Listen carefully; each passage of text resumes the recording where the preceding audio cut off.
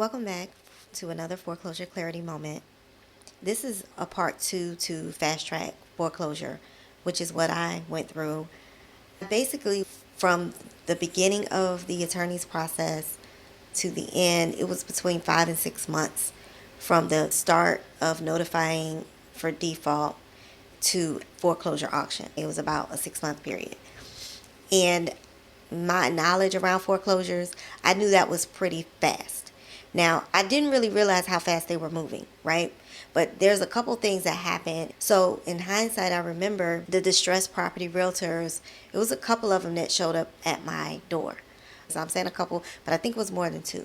But there was two that I actually spoke with that actually came to my door. And me not fully understanding the process and just walking my way through it, what I realized is that when a distressed property realtor shows up at your door, it's definitely a sign that you are on a public list, that this house is going into foreclosure. What I didn't know at the time that these distressed property realtors showed up was that because it was a non-judicial foreclosure, the attorney had initiated a publication of the property going to auction. So again, from my experience, my personal experience is that when a distressed property realtor shows up, it means that you're on some sort of public list.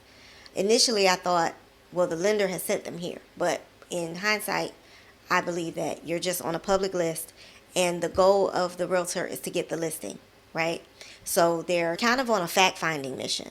I have a little inside knowledge with some of this stuff. So they're coming to see, is the property occupied?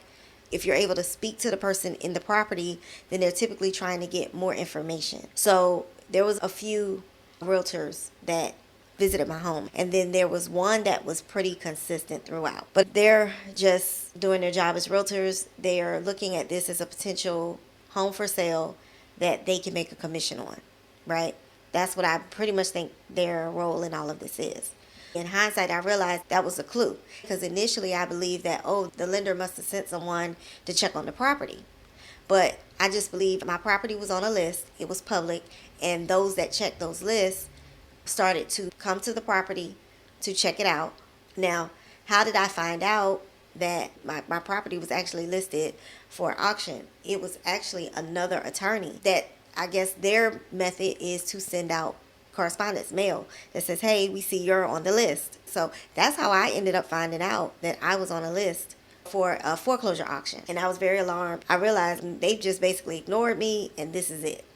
So those are some things you may experience. Now, I mentioned before that I had discovered another document had been recorded after I accepted my deed. And how did I discover this? I discovered it through doing a title search. So if you've never done a title search on your property, you might be surprised what you find. Title searches are fairly inexpensive in the scheme of things, especially when you think you may be the target of foreclosure.